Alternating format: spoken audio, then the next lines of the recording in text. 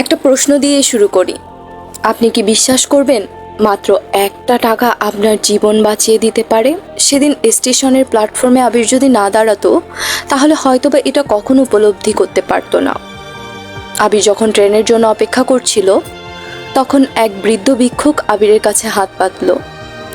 আবিরের পকেটে খুচরা ছিল না, তাই আবির তাকে এড়িয়ে গেল।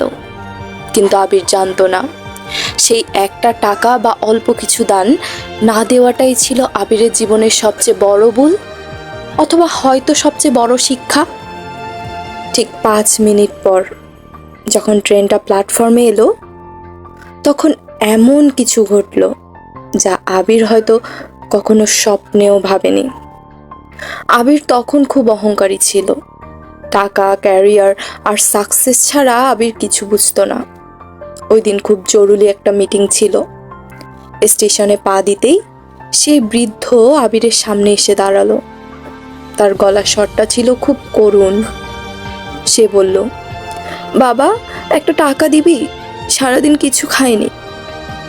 আবির বিরক্ত হয়ে তাকে ধমক দিয়ে সরিয়ে দিল। যথারীতি ট্রেন আসার ঘোষণা হলো। আবির পা বাড়ালো কামরার দিকে।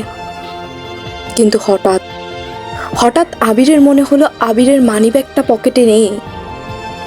মানিব্যাগ খুঁজতে খুঁজতে ট্রেনটা আবিরের চোখের সামনে দিয়ে ছেড়ে গেল। আবির রাগে একটি বেঞ্চে বসে রইল। ঠিক তখনই সেই বৃদ্ধ ভিক্ষুক আবিরের সামনে এসে দাঁড়ালো। তার হাতে আবিরের মানিব্যাগটা। সে হাসি মুখে বলল, বাবা, তোমার ব্যাগটা তো পড়ে গিয়েছিল। আমি কত ডাকলাম, তুমি শুনলে না। আমি অবাক হয়ে দেখলাম ব্যাগটা ভর্তি অনেক টাকা ছিল, কিন্তু সে বৃদ্ধ লোক একটা টাকাও নেয়নি। আবির এতে খুব লজ্জা পেল। আবির তাকে অনেক টাকা দিতে চাইলো, কিন্তু সে কিছুই নিল না। সে বলল, যার কেউ নেই তার আল্লাহ আছে।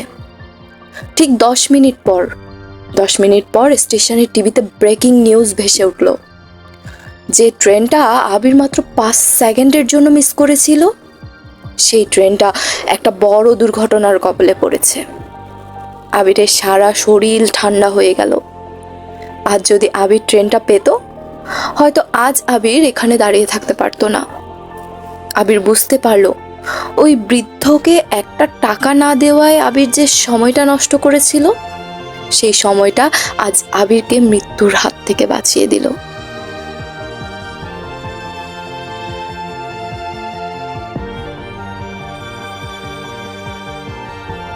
যে বৃদ্ধকে আবির তুচ্ছ মনে করে তাড়িয়ে দিয়েছিল, আজ সেই বৃদ্ধ আবিরের জীবন বাঁচানোর উসিলা হলো।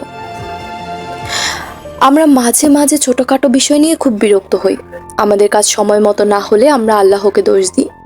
আমরা ভাবি আমাদের সাথেই কেন এমন হলো। আল্লাহ চাইলে তো আমাদের জীবনটা অন্যরকম করতে পারতো। কিন্তু যেটা আমরা জানি না সেটা হলো কোনো কিছু দেরি হওয়ার পেছনে হয়তো আল্লাহ তাআলা কোনো উত্তম পরিকল্পনা লুকিয়ে রেখেছে। কারণ আল্লাহর প্রতিটি পরিকল্পনাই আমাদের মঙ্গলের জন্য। হয়তোবা আজকে আপনার জীবনেও আপনি ভাবছেন যে আমি এই জিনিসটি কেন পেলাম না, বা আপনি ভাবছেন আমাকে আল্লাহ তাআলা কেন এটি দিচ্ছেন না। ধৈর্য ধরুন। আল্লাহ তাআলা আপনার মঙ্গলের জন্যই আপনার কাছ থেকে কিছু জিনিস দূরে সরিয়ে নেয়। আল্লাহ কখনো আমাদের খারাপ চান না। আপনার জীবনেও কি এখন এমন সিচুয়েশন চলছে? যদি এরকম কোনো ঘটনা আপনার জীবনে কখনো ঘটে থাকে, আমাকে কমেন্টে জানান এবং আমার চ্যানেলটিকে দয়া করে সাবস্ক্রাইব করে দিন।